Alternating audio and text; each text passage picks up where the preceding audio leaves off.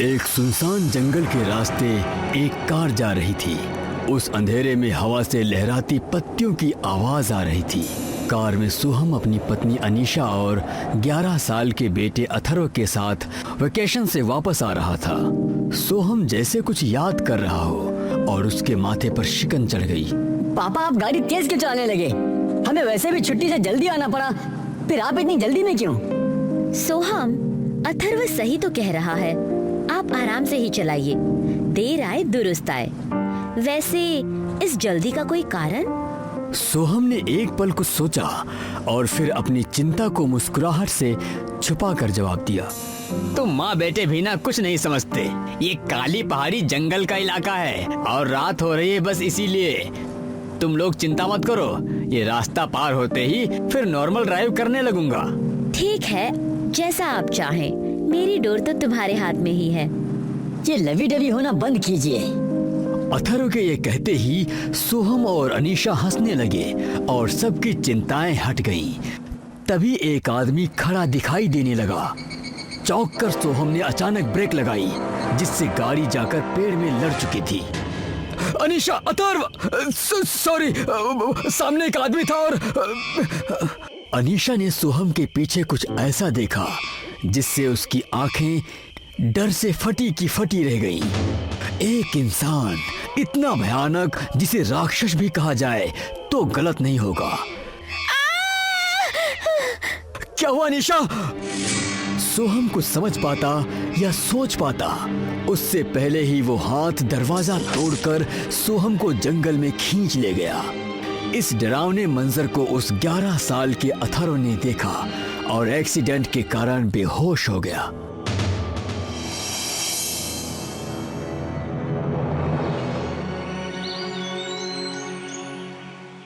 कहाँ खोए हो अथर्व? आज तो हमारा कॉन्वोकेशन है, तो ये उदासी कैसी? विजय और अथर्व की बचपन की यारी थी।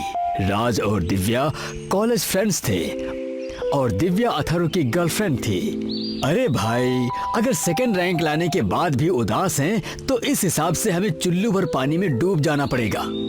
तू अपनी बात कर राज। कहा था पढ़ता हूँ, मगर केटी लगवा ली। पर तुम लोग की वजह से तो मैं हर चीज से कॉपी कर पाया। बस अपने पापा को याद कर रहा था, काश वो आज यहाँ होते। हाँ यार, इस बात का दुख तो मुझे भी है। सोहम अंकल से काफी जुड़ा था और मैं अपने से ज्यादा तेरे घर में रहा हूँ।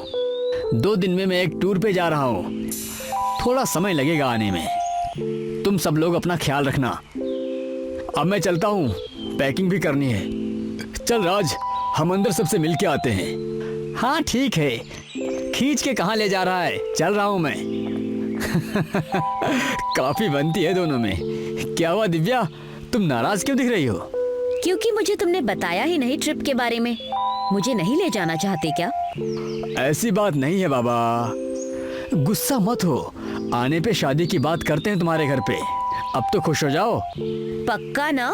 हाँ बाबा, पक्का। अब मैं चलूं? मुझे कुछ चीजें लेनी है और माँ को बताना भी है। अथर्व जाने के एक रात पहले बैग भर रहा था, तभी उसे कॉल आता है। मैं सारा सामान ले आया हूँ, आधे घंटे में आ रहा हूँ। ठीक है, जल्दी आ। माँ, आ जाओ बेटा, जगी हूँ। कहीं जा रहे हो? आपको तो सब पता होता है ना माँ, टेंशन मत लो। कुछ ही दिनों का टूर है, कल सुबह ही निकलना है। आप अपने खाने का ध्यान रखना और जो भी ताई बना दे खा लेना। हाँ हाँ ठीक है, रख लूंगी ध्यान। पर बेटा जल्दी आना, मेरे पास तू ही तो है। मुझे अकेले अच्छा नहीं लगता अब। हाँ माँ, रो मत, वरना मैं जा नहीं पाऊंगा। जल्दी ही आ जाऊंगा। विजय भी साथ में है मेरे। ठीक है बेटा, नहीं रोती। बस तू अपना ध्यान रखना, खा लेना टाइम से दोनों जन। सेहत बनाए रहना। जा सो जा, सुबह जल्दी निकलना होगा ना। ओके माँ, गुड नाइट। गुड नाइट बेटा। दरवाजा खटखटाने की आवाज आई। अथर्व ने दरवाजा खोला। कितना समय लगा दिया, क्या करने लगा था? ये तुम सब साथ में यहाँ कैसे? हुआ ऐसा कि उससे मैंने ही उगलवाया है। इतना बड़ा रिस्क और तुम अकेले जाने की सोच रहे हो? हम भी साथ चलेंगे। हाँ, हम ऐसे ही तुझे अकेले नहीं जाने देंगे, लेकिन मुझे अंधेरे और जंगल से थोड़ा सा डर लगता है। तू तो एश्योरेंस भी नहीं दे सकता। अथर्व सॉरी, इन्होंने मुझे परेशान करके रख दिया था। दिव्या और राज, ये बच्चों की पिकनिक नहीं है। अगर विजय ने तुम्हें बताया है तो तुम्हें समझ आना चाहिए। उस जानवर के बारे में न्यूज़पेपर में भी रूमर्स हैं। टार्जन कहते हैं उसे सब। खौफ इतना है कि उस रास्ते से लोग जाते भी नहीं हैं। तुम्हें हमसे बेहतर जानना चाहिए कि वहाँ मेरी कितनी जरूरत होगी। दिव्या सही कह रही है, वो मेडिकल स्टूडेंट है, हमें उसकी जरूरत लगेगी। मैंने सारी इमरजेंसी फर्स्ट एड की चीजें पैक कर ली हैं। मैंने भी राशन पैक कर लिया है सबके लिए। जब तुम सबने मन बना ही लिया है तो ठीक है, पर दिमाग में ये बात डाल लो कि जान का भी खतरा हो सकता है। मैंने उस टार्जन को देखा है, एक नजर पड़ते ही कांप जाएंगे हम। सुबह ही निकलना है, सब आराम कर लो। Yes sir. चारों कार में बैठकर निकल पड़े काली पहाड़ी के जंगल की तरफ। वो रास्ता जहां अथर्व के पिता सोहम को अगवा किया गया था। वहां से गाड़ी कुछ दूर जंगल में ले जाकर खड़ी कर दी और अपनी खोज में लग गए। सबने अपना बैग निकाल लिया ना? हाँ, सारा सामान निकाल लिया गया है। सब जंगल में काफी देर तक चलने के बाद एक गुफा तक पहुंचे। रात होने वाली है कुछ देर में, आज यहीं आराम करते हैं। तुम और विजय लकड़ियाँ ले आओ, हम दोनों यहाँ बाकी काम कर देते हैं। ठीक है, हम आ रहे हैं, तुम लोग यहीं पर रुकना, कहीं जाना मत। कुछ दूर आ गए हैं हम, वहां से लकड़ियां भी जमा हो चुकी। अब कहो आगे क्या करना है? तुम्हारे डैड ने हमें पापा के केस के बारे में बताया था। वो पापा के साइंस एक्सपेरिमेंट का नतीजा है। ताकत भी बहुत है उसमें। एक हाथ से कार का दरवाजा उखाड़ दिया और पापा को ले गया था टार्जन। मैं जाता हूँ, तुम्हें क्या लगता है हम उसे मार सकते हैं? कुछ नहीं कह सकते। आदिवासियों का गांव वीरान हो गया और यहाँ तक कि डाकू जो गन से खेलते हैं वो भी नहीं रहे। अगर ऐसा है तो काफी स्मार्ट और ताकतवर है। शायद हमें उन दोनों को नहीं लाना चाहिए था। अगर उन्हें कुछ हुआ तो मैं खुद को माफ नहीं कर पाऊंगा। अब तो वो आ चुके हैं और मैं भी उन्हें आने से रोक नहीं पाया। तो तुम इसे लेकर ज्यादा मत सोचो। आओ चलो चलते हैं। रात हो चुकी थी। चारों आग के पास बैठे थे और कह रहे थे, तुम लोग लास्ट मोमेंट पे आए हो, तो हमारे पास बस 3 ही गन हैं। एक मैंने इमरजेंसी के लिए रखी थी। लो राज। इसे देखकर तो डर लग रहा है। अच्छा हुआ तुमने इसे मुझे नहीं दिया। मैंने पहली बार गन पकड़ी है। बस इसे लोड कर ऊपर से खींचो, निशाना लगाओ और चला दो। बहुत आसान है, पर हिचकिचाना मत। ठीक है, ठीक है, मैं पूरी कोशिश करूंगा।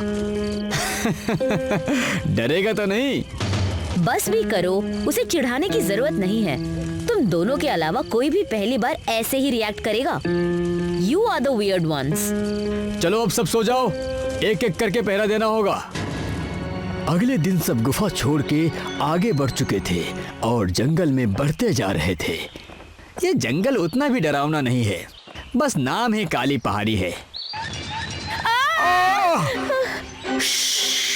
चिल्लाओ मत, शांत हो जाओ, कुछ नहीं है। ये इंसान की हड्डियां हैं, इसे पेड़ की बेल में फंसकर मारा है। ये वार्निंग है हर किसी के लिए कि इसके आगे जो आएगा उसका यही हाल होगा। हे राम, ये जंगल सही में डरावना है। बड़ी जल्दी सुर बदल गया तेरे। अब से सब चौकन्ने रहो, शाम होने में कुछ ही देर है। और राज अब चीखना मत।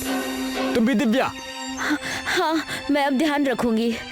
अथर्व अपने बैग से कुछ निकाल के अपने कपड़ों में छुपा लेता है। अथर्व के चेहरे पर एक मुस्कान आती है। तुम ऐसी सिचुएशन में मुस्कुरा कैसे सकते हो?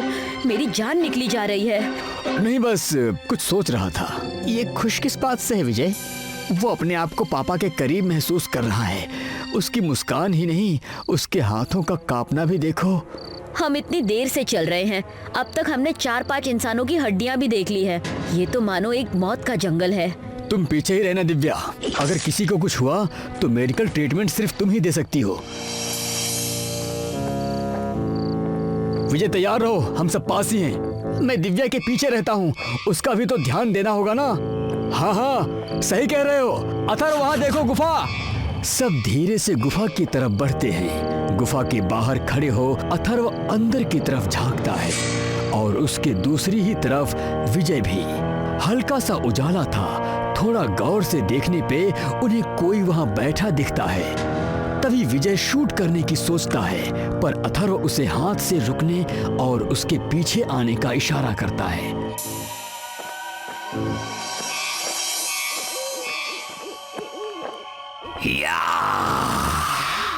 अथर्व ने टॉर्च चालू कर उसके मुंह पे मारी और वो चौंक गया। वो आदमी जिसका गला रस्सी से बांधा हुआ था वो और कोई नहीं, सोहम था। पापा, पापा, मैं हूँ अथर्व। पापा, आप पहचान तो रहे हो ना? अथर्व ने मिट्टी से सने हुए बड़े जंगली बाल और नाखून वाले सोहम को तुरंत पहचान लिया। बाकी सब भी कुछ होश में आने लगे। अथर्व, पहले हमें यहाँ से निकलना होगा। अगर हमें टार्जन ने पकड़ लिया तो हम मारे जाएंगे। अभी यहाँ से भागना ही ठीक है। पर हम इन्हें लेकर कैसे जाएंगे? ये संभाले नहीं जाएंगे इस तरह। दिव्या। हाँ अथर्व, बस 1 मिनट, मैं इन्हें एनेस्थेशिया दे रही हूँ। जल्दी, हमारे पास ज्यादा समय नहीं है। उन्हें दिव्या इंजेक्शन दे देती है और वो लोग जिस गुफा पे कैंप कर रहे थे वहां भागे चले आते हैं। हमें यहाँ से भाग जाना चाहिए। अब जब अंकल मिल चुके हैं तो यहाँ रुकने का कोई मतलब नहीं। पर मुझे एक बात समझ में नहीं आती कि उसने अंकल को मारा क्यों नहीं? वो बदला ले रहा था, बस जिंदा रह पाए इतना खिला कर रख रहा था। इन्हें मेंटली ब्रेक करके एक जानवर में तब्दील कर दिया उसने। वो अपने ऊपर किए गए एक्सपेरिमेंट का बदला ले रहा था। अथर्व, तुम शांत हो जाओ। अगर तुम भी इस तरह से डरे रहोगे तो हम लोग यहाँ से निकल नहीं पाएंगे। वो गुफा में आते ही इन्हें ना पाकर हमें ढूंढेगा और मारने की कोशिश करेगा। राज, राज क्या हुआ? तुम ऐसे क्यों देख रहे हो आज? विजय के पीछे टार्जन खड़ा है और विजय उसके सामने जैसे बौना लग रहा हो।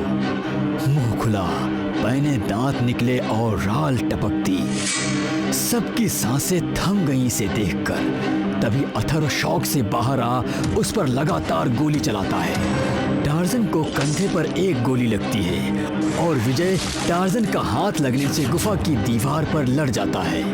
टार्जन जैसे गायब हो गया था। विजय, तुम ठीक तो हो ना विजय? दिव्या, उसे देखो। इसके सर पर चोट लगी हुई है और कुछ रिब्स फ्रैक्चर भी लग रहे हैं। टार्जन की दहाड़ गूंजी और अब सब फिर से थम गए। अभी नहीं, अभी उस पर ध्यान दो, वो यही है, हमारा शिकार कर रहा है धीरे धीरे। विजय अपनी बंदूक पकड़ता है और हिम्मत कर अथर्व के पास खड़ा होकर पूछता है, विजय, राज, मुझे कवर देना। मैंने जो आखिरी चीज छुपा कर रखी है अब उसकी बारी है। अगर ये काम नहीं किया तो फिर कुछ मत कहो, मैं भी उतना ही डर रहा हूं जितना तुम। बस उस पर ध्यान दो, उसकी आहट गुफा के उस तरफ से आ रही है।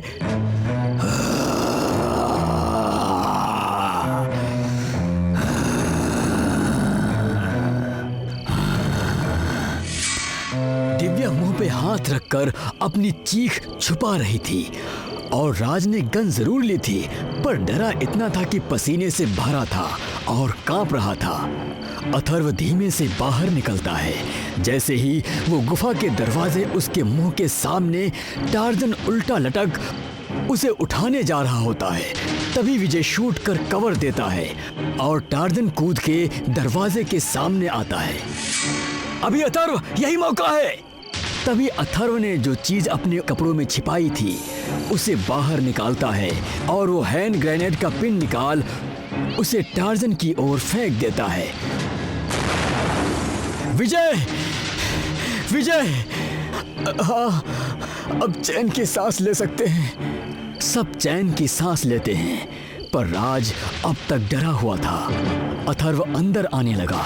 सब एक दूसरे को देख हंसने लगे। उस ब्लास्ट के बाद भी टार्जन ने अथर्व पर छलांग लगाई। उतने में ही राज ने गोली चला दी और वो सीधे उसके माथे पर जा लगी।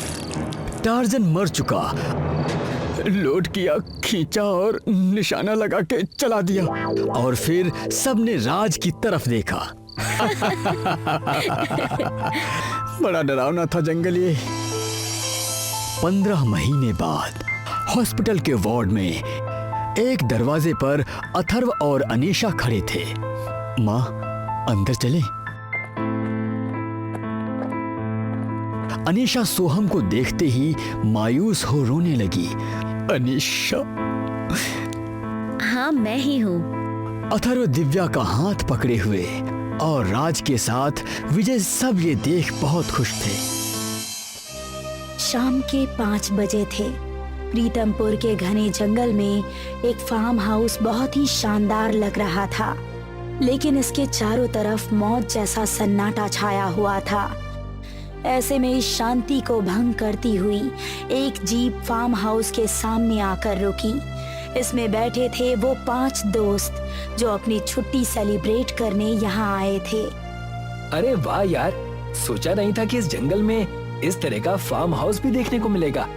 हाँ यार, यहाँ तो कई दिन रुक सकते हैं आई थिंक। अपने अपने सामान के साथ फार्म हाउस की तरफ चल दिए। उन्होंने दरवाजा खटखटाया। Anybody is here? तू जंगल में आकर भी इंग्लिश ही बोलेगा? तभी अचानक से दरवाजा खुला और उनको सामने एक अधेड़ उम्र का आदमी नजर आया। अंकल, हम लोग गाजियाबाद से आए हैं। इस जंगल में हम परसों तक रुकने वाले हैं। क्या आपके फार्म हाउस में कोई कमरा खाली है? कमरे तो सारे ही खाली हैं, लेकिन यहाँ रुकोगे तो तुम्हें कुछ नियम मानने पड़ेंगे। कैसे नियम अंकल? तुम लोग जंगल में जाओगे तो शाम 5 बजे से पहले वापस आ जाना। रात के अंधेरे में तुम्हें जंगल में घूमने की परमिशन नहीं दूंगा। ये सुनकर उन सभी ने एक दूसरे का मुंह देखा और फिर रेहान बोला, अरे अंकल, हम लोग तो वैसे भी रात में जंगल में नहीं जाने वाले। आप बेफिक्र रहिए। वैसे आपका नाम क्या है? कुलदीप। कुलदीप ने उनको एक बड़ा कमरा दे दिया और वो पांचों उसके अंदर ठहर गए। अगली सुबह नाश्ते के ठीक बाद ही वो लोग जंगल घूमने निकल गए। यार, जंगल में मजा तो बहुत आ रहा है, लेकिन असली मजा तो रात में आएगा। लेकिन अंकल ने तो हमें रात में फार्म हाउस के बाहर रहने को मना किया है ना? उसका इंतजाम मेरे पास है। जब तक मन नहीं भर जाता तब तक हम फार्म हाउस नहीं जाने वाले। अब ये पांचों मस्ती में आकर जंगल घूमने लगे। हंसी मजाक मौज मस्ती करते अपनी इस छुट्टी को एंजॉय करने लगे। इसी तरह कब रात हो गई और कब 9 बज गए उनको पता ही नहीं चला। चलो अब चलते हैं यार, बहुत तेज भूख लगी है। हाँ चलो, मुझसे भी अब सब्र नहीं हो रहा। ये पांचों अब फार्म हाउस को निकल गए, लेकिन अंधेरा अब इतना ज्यादा था कि उनको ठीक से कुछ दिखाई नहीं दे रहा था। रेहान का पैर एक गड्ढे में गया और वो धड़ाम से गिर पड़ा। अरे संभल के। रेहान ने गिरते समय जिस झाड़ी का सहारा लिया उसमें लगा एक कांटा उसकी कलाई को लगा और खून निकलने लगा। अरे खड़ा हो यार। और निशा ने उसकी कलाई पर अपना रुमाल बांध दिया। फिर वो सभी फार्म हाउस पहुंच गए। मैंने कहा था कि रात होने से पहले लौट आना, फिर भी तुम लोग। अंकल, हम रास्ता भटक गए थे, वरना हम तो आने ही वाले थे। मेरी बात बीच में मत काटो। अगर वो तुम्हें देख लेता ना तो तुम में से कोई भी जिंदा नहीं लौटता। अब तो आ गए हैं अंकल, अब क्यों डरा रहे हैं आप? ये कहकर सभी तेजी से ड्राइंग हॉल की तरफ भाग गए। टेबल पर पहले से ही खाना रखा हुआ था। इन सभी ने खाना खाया और फिर अपने कमरे में चले गए। यार सच बताऊं तो मेरा यहाँ रुकने का और मन है, लेकिन ये हमारा बैड लक है कि हमें सुबह ही निकलना पड़ेगा। ये लोग आपस में बातें कर ही रहे थे कि इनको किसी जानवर के जोर जोर से सांस लेने की आवाज आने लगी। अरे ये कैसी आवाज है? कोई जानवर होगा। तुम लोग डर क्यों रहे हो? देखो तो कौन सा जानवर है? ये कहकर रेहान खड़ा हुआ और खिड़की से झांक कर देखने लगा। उसको कुछ ही दूरी पर अंधेरे में किसी की आकृति नजर आ रही थी। आकृति किसी इंसान की लग रही थी, लेकिन उसका कद बहुत लंबा था। अरे क्या हुआ? कुछ दिखा क्या? तभी अचानक से रेहान चिल्लाया। अरे हुआ क्या? वो पता नहीं क्या है, आधा इंसान आधा जानवर, बहुत भयानक है वो। तभी फिर से वही सांस लेने की आवाज आई। ये सभी लोग डर गए थे और अपने अपने बेड को छोड़कर जमीन पर एक ही जगह इकट्ठे होकर खड़े हो गए। वो सांस लेने की आवाज काफी देर तक आती रही और फिर बंद हो गई। शायद ये वही था जिसके बारे में कुलदीप बता रहा था। यार प्लीज अब इसके बारे में कोई बात मत करो, हम सुबह होते ही यहाँ से निकल जाएंगे। That's it. सुबह नाश्ता करने के तुरंत बाद ही इन्होंने वहां से निकलने की तैयारी शुरू कर दी। अंकल हम जा रहे हैं, आपका बिल कितना हुआ वो बता दीजिए। कुलदीप ने उनको बिल बताकर पैसे लिए और फिर वो सभी विदा लेकर वहां से निकल गए। जल्दी से घर पहुंचना है मुझे। कितना भयानक था वो। ऊपर वाले ने कल हमें बचा लिया, वरना पता नहीं वो हमारा क्या हाल करता। रात के 9 बजे तक ये सभी अपने अपने घरों में पहुंच चुके थे और ये समय अब 12 बजे का था। अंगद अपने बिस्तर पर पड़ा अपनी ट्रिप की पिक्स इंस्टाग्राम पर पोस्ट कर रहा था। ये सुनकर उसके चेहरे पर आया डर 100 गुना ज्यादा बढ़ गया और उसने वही सांस लेने की भयंकर आवाज अपने कानों से सुनी। तभी उसकी खिड़की तोड़ती हुई एक आकृति उसके सामने आकर खड़ी हो गई। उसका कद 6 फीट था, शरीर पर भालू के जैसे बाल थे, पंजे इतने खूंखार कि तलवार की धार भी फीकी पड़ जाए। चेहरा इंसान के जैसा था लेकिन उस पर बाल थे, आंखें लाल और दांत भेड़िए के जैसे थे। अंगद कुछ करता इससे पहले ही वो अंगद पर झपट पड़ा।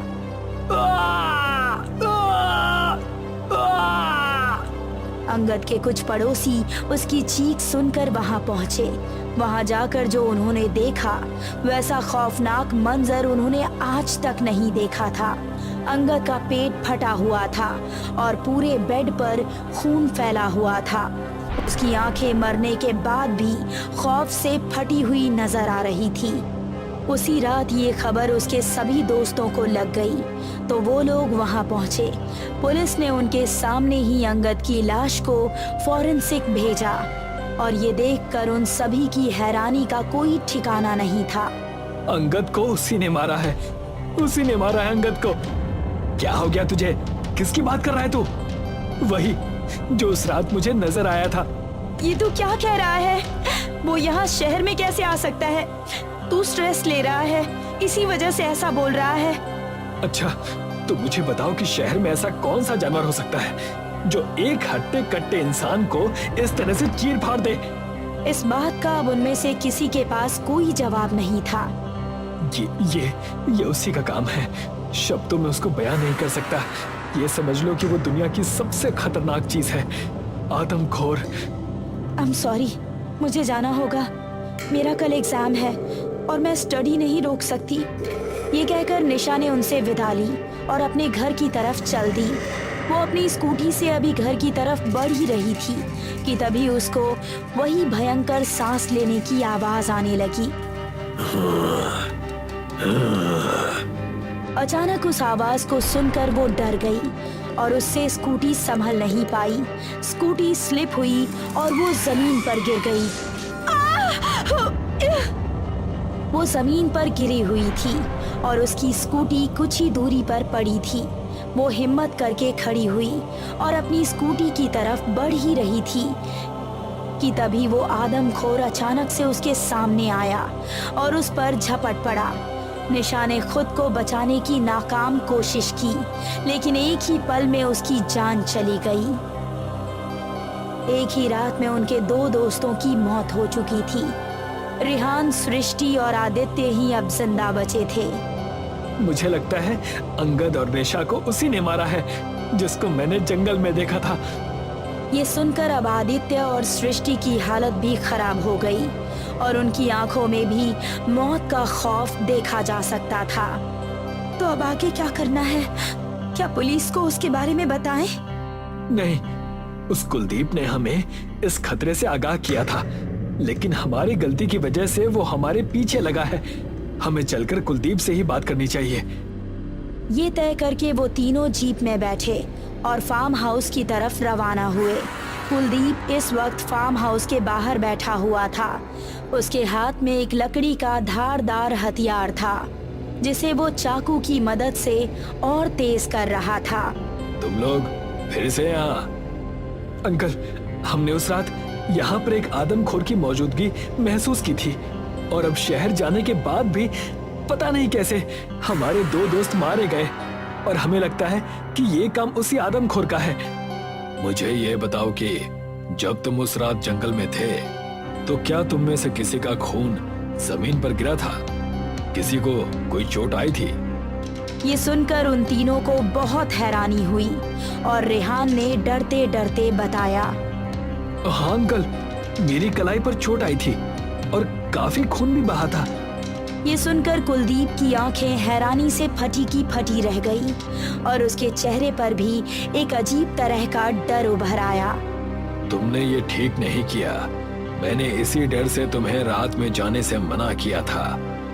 इस जंगल में एक आदमखोर रहता है जो रात को 12 बजे के बाद अपने असली रूप में आ जाता है।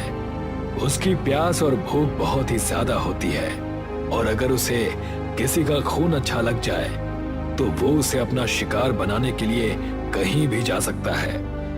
उस रात तुम्हारा खून जहां भी गिरा होगा उसने उसे चखा होगा और वो खून उसे इतना पसंद आ गया कि वो तुम्हें खत्म करने शहर तक पहुंच रहा है। लेकिन उसे पता नहीं कि तुम 5 में से वो खून किसका है, इसीलिए वो एक एक करके तुम सबको मार रहा है। वो सिर्फ तुम्हारे खून और मांस से ही अपनी भूख शांत करेगा, इसीलिए जिस दिन वो तुम्हें पहचान लेगा वो तुम्हारी हड्डियां तक चबा जाएगा। ये सुनकर रेहान की हालत ऐसी थी मानो काटो तो खून नहीं। तो अब हम लोग उससे अपने आप को कैसे बचाएंगे? ये तुम्हें बचाएगा। उसने अपने हाथ में पकड़ा हुआ लकड़ी का वो भाला उनको दिखाते हुए बोला, सिर्फ इसी लकड़ी के भाले से वो मर सकता है। रेहान ने उसके हाथ से वो भाला ले लिया और फिर वो तीनों वहां से निकल गए। रात के समय रेहान अपने घर में बेड पर बैठा हुआ था। उसकी नजर कभी घड़ी पर जाती तो कभी उस खिड़की पर जिसको तोड़कर वो आदमखोर कभी भी उस पर झपट सकता था। जैसे जैसे 12 बजने की घड़ी नजदीक आती जा रही थी वैसे वैसे ही रेहान के शरीर में कंपन बढ़ती जा रही थी। तभी अचानक से खिड़की टूटी और वो आदमखोर रेहान के सामने आकर खड़ा हो गया। आज पहली बार रेहान की उससे नजरें मिल रही थी। लाल आंखें, खूंखार पंजे, भयानक शरीर। आज रेहान को लग रहा था कि उसकी आखिरी घड़ी आ चुकी है। वो डर से थर थर कांप रहा था। तभी आदमखोर तेजी के साथ उस पर झपटा। बचाओ! वो आदमखोर उसकी गर्दन पर दांत गड़ाने ही वाला था, लेकिन तभी बाथरूम में छिपे सृष्टि और आदित्य बाहर निकले। आदित्य के हाथ में वही भाला था। उसने एक ही झटके में वो भाला पूरी ताकत से उस आदमखोर के पेट में घोंप दिया।